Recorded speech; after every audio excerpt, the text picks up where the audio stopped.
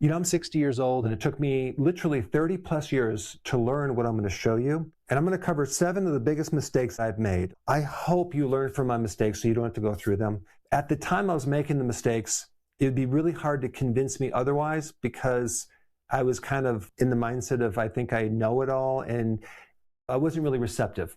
So I hope you're receptive. It can prevent years of misery. I don't know if I'm just a glutton for punishment or whatever, but I've been through some serious health crises in my past. On one hand, I think I can relate to a lot of people, since I've had nearly every single symptom that most of my patients had. So I wouldn't consider that a good thing, but it's something that happened that I can relate.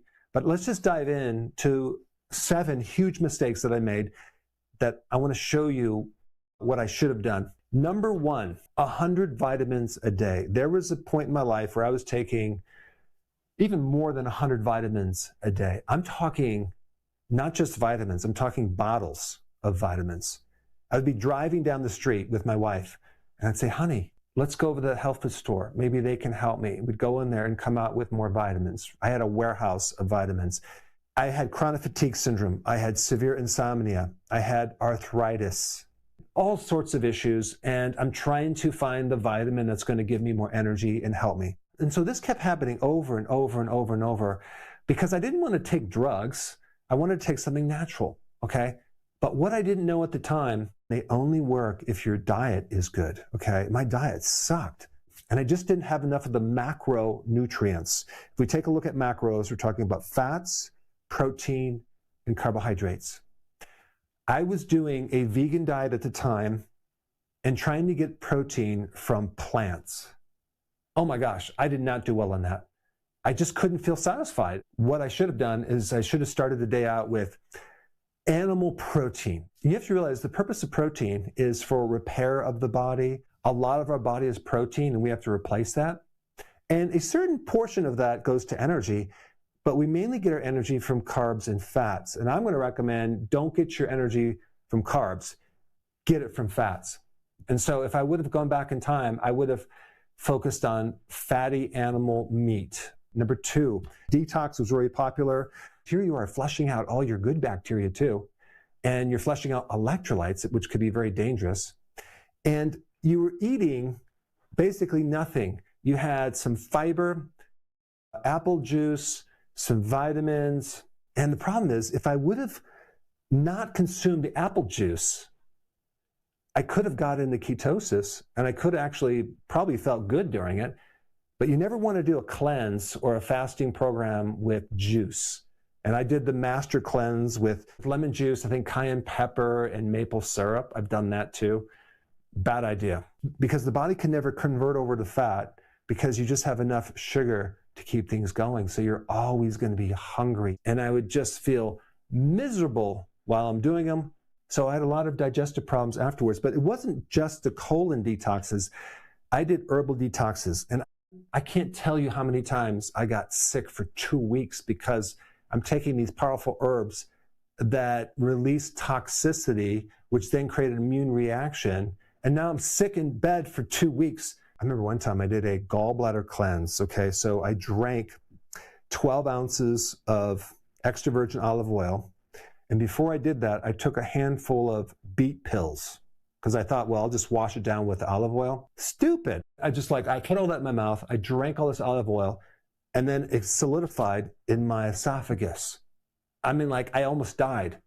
And then you have to lay on your right side for a period of time. I mean, I've done it all. So again, that was like a complete waste of time.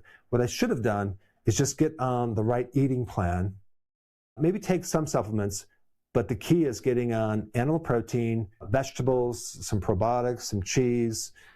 I would have solved so many problems. All right, number 3, I said, I'll eat healthy when I graduate. I was in college, living on carbs, not to mention very strong coffee. And if I could only go back in time, and if I ate healthy, which wouldn't be that expensive, by the way, I could have had just eggs or sardines or something like that.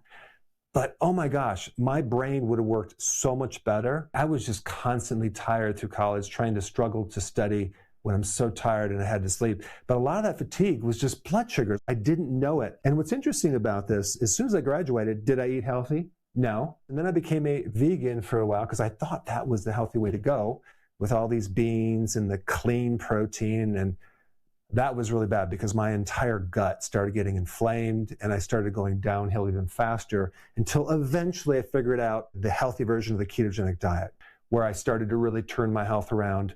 And if I would have known about that back then, it would have been a game changer. Don't wait until you get my age to change your ways because it's going to catch up with you sooner or later. Might as well do it right now. I promise you'll be happy down the road. Number 4, this is interesting, right shoulder pain. I had this delusion that I had right shoulder pain and I had to fix it. So I went to every single therapist, chiropractor, massage therapist to keep working on my shoulder. I had a permanent tightness underneath my right rib cage all the time. It was just constant. And I didn't know what it was. The right shoulder pain is nearly always a red light indicator switch for your gallbladder and the bile ducts in the liver. I did go to several doctors after I had an ulcer, and they're just like, yeah, looking at me kind of funny, like, yeah, I don't know what that is. My bile was sludge that caused some tightness through this area that I was always pressing into that referred pain in my right shoulder. Question, do you really have the right cause, or could it be coming from something else? That's the lesson for that one. Number 5, intermittent fasting. Nothing. What does that mean? Someone told me about intermittent fasting a long time ago, and I was like, that's nothing. There's nothing to that. Until I actually tried it and looked at it from the viewpoint of our ancestors who did not eat so frequently. And the snacking raises insulin. Every time you eat, you raise insulin. It's the frequent eating that creates so many problems. It's way more significant than you think. All the snacking, especially at night before you go to bed, we're constantly grazing. This is so different. Our bodies were not designed to graze, okay? And as soon as I started giving up the snacking, not only did I go from 211 pounds down to 185, but all the swelling in my eyes cleared up. That was like an insulin problem. That was fluid retention. I had a round face. Many people that have a puffy face or round or puffy eyes are just eating too many snacks and doing too many carbs. Okay, so intermittent fasting, wow, that was a game changer. I recommend it for everyone. I recommend the average person should only be eating 2 meals a day, and some people should just be doing 1 meal a day. Because if you start doing too many meals, you're just jacking up insulin. You think you actually have real hunger when it's not hunger. It's just low blood sugar. You're running on glucose, and you can only last so long, maybe an hour and a half until you need a little something, right? So you keep getting in this mode where you're fueling the body, but you're really just living on sugar. You never convert it over into fat burning, ketosis. So that's the purpose of that system, to be able to go from one meal to the next without being hungry. Number 6, I was doing the kale shakes. I still have a lot of videos on this. They're okay, but I was doing way too many, okay? I was just down on these kale shakes. I was in this mindset that we needed to do a tremendous amount of fiber, okay? And I was getting away with it up to a certain point, and I didn't really have a problem, but I do know a lot of people, you overload them with fiber, okay? Especially with a lot of kale shakes, and it just creates bloating and inflammation in their gut. If I could go back in time, I would have just started small and just see what they can tolerate, but not go crazy with all the kale shakes, because with the kale, you have to sweeten it. So you have to have pineapple, blueberry, and now we're adding more carbs. It's not the best healthy thing in the world to do. Now, that being said, I'm not against plants. I'm not against a combination of plants. I think for most people, they could have a moderate amount. Some people need smaller amounts.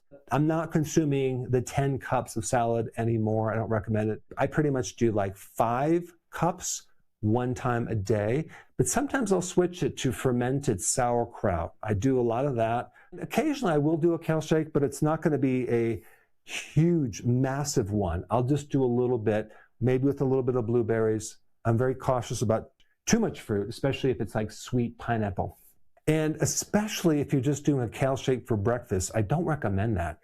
If you're going to do a breakfast, do a protein breakfast.